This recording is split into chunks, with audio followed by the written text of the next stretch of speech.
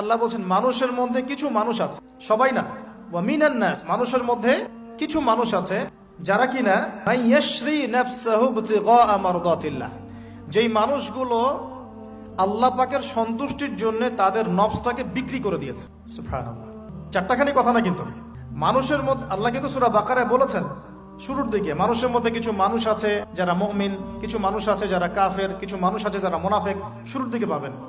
এখানে আল্লাহ পাক বলছেন মানুষের মধ্যে কিছু মানুষ আছে যারা তাদের নফসটাকে আল্লাহর সন্তুষ্টির জন্য বিক্রি করে দিয়েছে। সুবহানাল্লাহ, মানে তাদের জীবনের মূল থিমটাই হচ্ছে আল্লাহ পাকের সন্তুষ্টি অর্জন করা।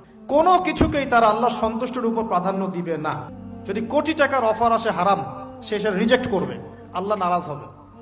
একটা সুন্দরী মেয়ে যদি জেনার অফার করে, সে রিজেক্ট করবে, কারণ সে আল্লাহকে ভয় করে। সে আল্লাহ পাকের জমিনের উপরে গায়রুল্লাহ বা কুফফারদের, তাগুতদের কোনো লজ ইমপ্লিমেন্ট করতে পারবে না, কারণ সে আল্লাহকে ভয় করে।